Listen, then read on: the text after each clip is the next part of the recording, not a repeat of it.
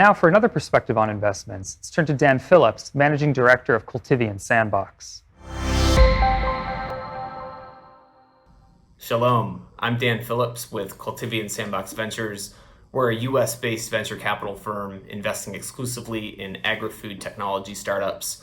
We invest globally, primarily in early-stage companies, typically seed and Series A rounds, and invest across the full value chain of food and agriculture. So that's everything from upstream on-farm technologies to supply chain and food safety, and then downstream into food technology and food ingredients.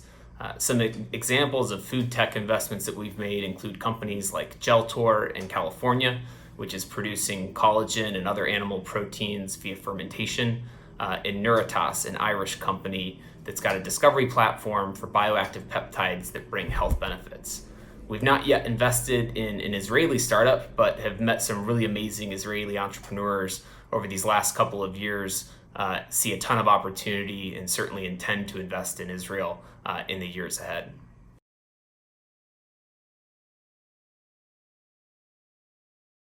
Three big trends we're watching in food tech are biomanufacturing of food ingredients, sugar alternatives, and food as medicine. So in the biomanufacturing space, we're seeing companies that are using fermentation and bioreactors to produce proteins and other food ingredients, finally starting to get to scale and bring costs down in a way that I think is going to allow these companies to bring their products to market in more meaningful ways that really break through to the mainstream consumer.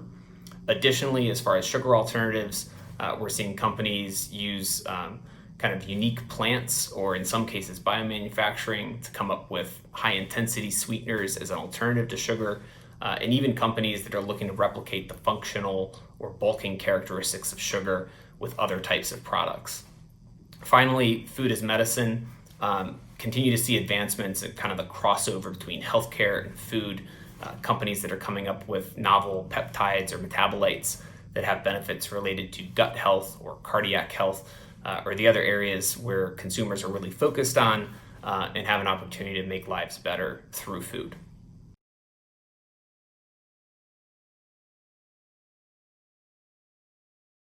COVID-19 has created unprecedented challenges for startups.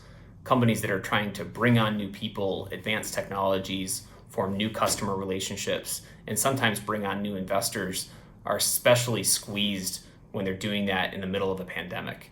At the same time, we've been really impressed by the resiliency and creativity of entrepreneurs to navigate these waters. I think additionally, from a macro perspective, the pandemic has exposed vulnerabilities in our food supply chain that really highlight the need for continued innovation in terms of how we mitigate risks related to food safety, to production, to food manufacturing, where workers might be crammed in together. These are the types of things that entrepreneurs can solve. And I think from a long-term perspective, are trends that are going to continue to drive innovation and that make us really bullish about the food tech ecosystem.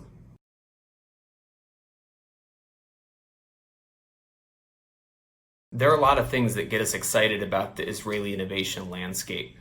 I think first and foremost is the entrepreneurial spirit that's really part of the country's DNA, and it comes through in all the conversations that we have there. We found that Israeli entrepreneurs are extremely resourceful and creative. They're nimble and fast in how they advance their technologies, bring on new talent, and ultimately define go-to-market strategies. I think that's another advantage in Israel, is that these companies are located in a region where they have access to some of the world's biggest markets, be it the West or the East, and are able to develop technologies and products to match those markets.